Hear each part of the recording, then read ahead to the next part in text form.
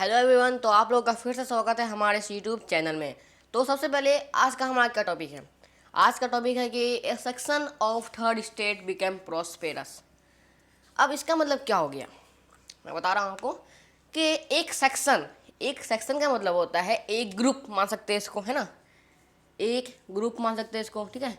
तो एक ग्रुप जो है वो थर्ड स्टेट का मैंने आपको पहले आपको बताया है कि फर्स्ट स्टेट, सेकंड स्टेट और थर्ड स्टेट।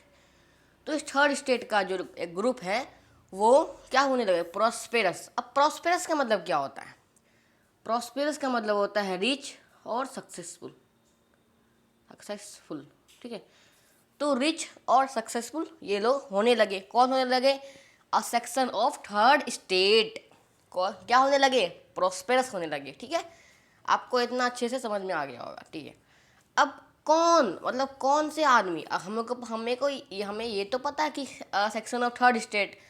अब उस सेक्शन ऑफ थर्ड स्टेट में कौन कौन लोग आते हैं, तो वो आते हैं मर्चेंट्स, ट्रेडर्स, लॉयर्स, मैन्युफैक्चरर्स। अब मर्चेंट्स का मतलब क्या होता है, मर्चेंट्स का मतलब होता है व्यापारी। ट्रेडर्स का वही होता है, लॉयर्स समझते ही है, वकील।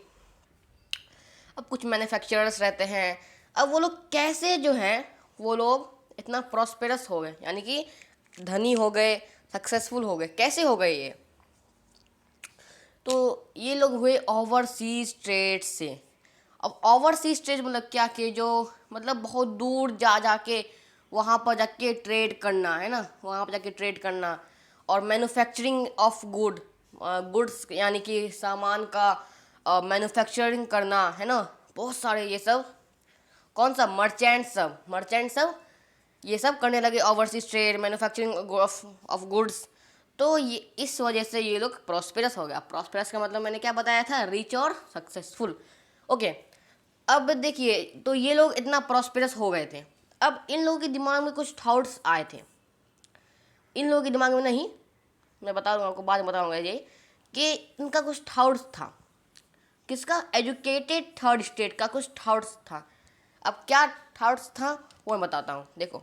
तो पहले उन्होंने क्या कहा, उन्होंने कहा no group should be privilege by birth. No group किसी को भी प्रिविलेज यानी कि कोई एक्स्ट्रा, मतलब एडवांस, क्या बोलते हैं उसको, कुछ प्रिविलेज नहीं मिल सके, है ना। मतलब किसी को भी कुछ एक्स्ट्रा प्रिविलेज नहीं मिलेगा बाय बर्थ, है ना।